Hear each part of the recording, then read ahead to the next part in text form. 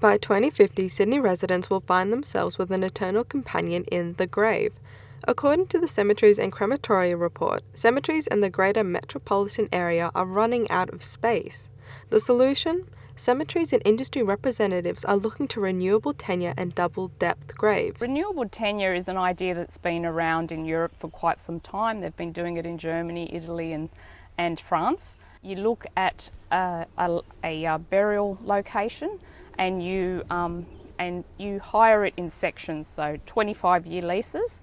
Normally people do that for 2 periods, for generations, 2 lots of generations, and you can do it up to a maximum of 99 years. Waverley Cemetery and Sydney Burial Lawn have already taken up renewable tenure. Sometimes family members can opt for a double-depth grave, but what people may need to get used to is sharing a grave with a stranger when the tenure is up. When the tenure's up, the process is called a lift and deepen. So what happens is you would go in, lift the remains of that are there, and you would put them deeper into the ground. Put them in an ossuary box and put them deeper in, and then the second burial will go in on top of that. Initial opinion upon hearing double depth grave, I would have to say freaked out.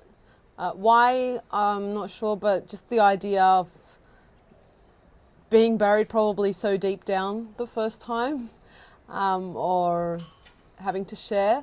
But when you come to think about it, I guess it would be nice to be buried with someone you love or someone close to you, and spending, in other words, eternity together. Fatma Hussain, aged 33, has set her sights on a double-depth grave after a family friend decided that she wanted to be buried with her recently deceased son. I haven't really thought who would be buried with me, but it would have to be someone very close to me, in family-wise. So, although grave sharing may sound a bit invasive, cemeteries are obliged to go to great lengths to contact the owners to see if they would like to renew their tenure, and to treat the remains with great dignity.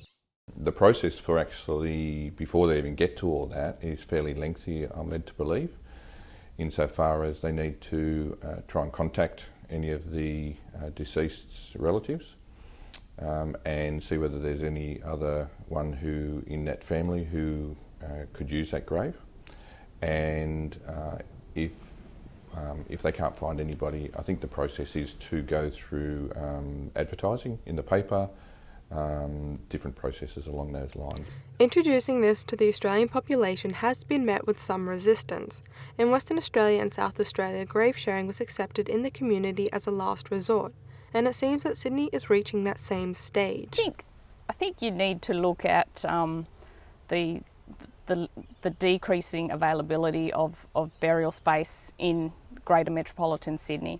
A lot of people come to the cemetery and they say, I'd like to buy the burial space next to my grandmother, and it's not possible. So this is a way for people to plan ahead and to ensure that all of their family is together for as long as they are able to afford it, which is a great way for people to think of their future plans. And I guess what the understanding is to keep our cemeteries operating for as long as we can before we have to have a look and see whether we open up a new cemetery somewhere. And it's very expensive to open up a new cemetery.